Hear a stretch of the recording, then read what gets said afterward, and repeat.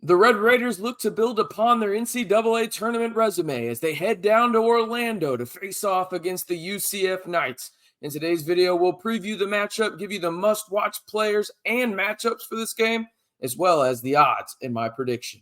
Hey, how's it going, everybody? It's RC Maxfield here for the Back to 12 podcast, and y'all know the drill by now. Let me know your score prediction down below for number 23 Texas Tech at UCF on Saturday afternoon down there in the I guess it's not the magical kingdom, but it's pretty close to it anyway. But I digress. Let me know your score prediction for Texas Tech at UCF down on the pinned comment down below. All right, scene setter for number 23 Texas Tech at UCF. It'll be played at the Edition Financial Arena. Tip-off is scheduled for 3 p.m. Central Time, and you can watch the matchup on ESPN+. Now, as for the history between Texas Tech and UCF, it's pretty simple. You remember the matchup just a couple weeks ago out in the 806? That's it. That's the only time that these two men's basketball programs have met on the hardwood. Texas Tech obviously won that game and lead the all-time series 1-0. Now, when you look at other things in this matchup that you need to know about the programs themselves, right? Texas Tech is currently in that 5-6 seeded range in terms of bracketology, while UCF has some pretty good wins in the Big 12. And if they make a late run here, have a chance to get back in that bubble mix. This would go a long way for the Knights if they could beat Texas Tech. Now, as for KenPom, it's a drastic difference. Texas Tech comes into this matchup 25th in the country. UCF is 73rd. Now, net rankings, Texas Tech is 28th.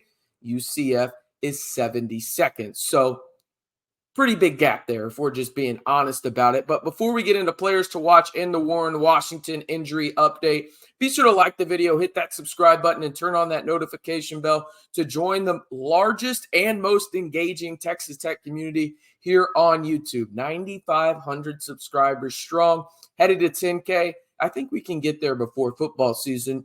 Be a part of the fun. Hit that like button, subscribe, and turn on that notification bell. All right. Why y'all are probably here, right? Y'all want to know if Warren Washington is going to play.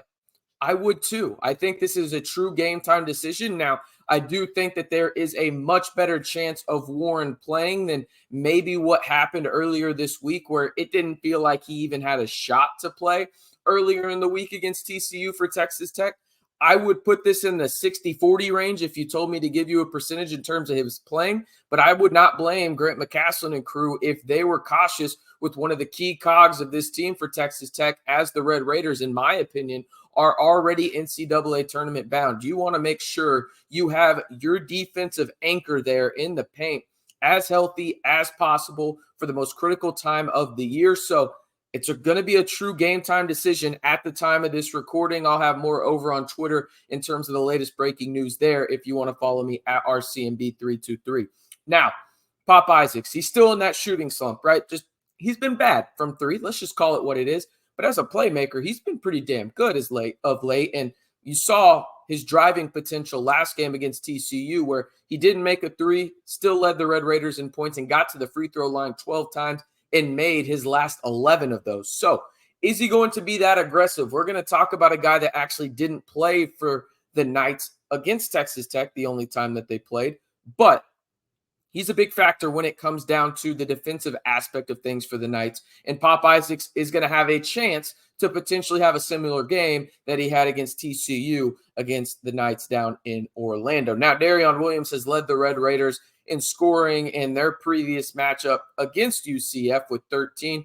He's been really good for Texas Tech this year. As we know, he is going to be an X factor for Texas Tech in this game because there's really not anybody on the UCF roster that I think matches up with him well. And I think this could be a game where we're talking about Darion Williams in that 13 to 15 point range, 8 rebounds, 4 assists, a steal, that kind of fill the box score type game for the Red Raider 4. All right. UCF. We'll talk about the player here in just a second who's going to be playing in this matchup, at least it looks like right now. But you got to start when you talk about the Knights, their backcourt. You got to talk about Jalen Sellers, and you have to talk about Darius Johnson. Sellers is a guy, lefty sniper for the Knights, a guy that's one of the leading scorers in the Big 12 right now. He isn't the most consistent shooter from deep, but he is really, really good at getting to his spots. He's a guy that you have to know if you're the Red Raiders. Now, Darius Johnson has really been filling it up as late. over the last 3 games, he's averaging 21 points per game. He's also leading the Knights in assists with 3.9.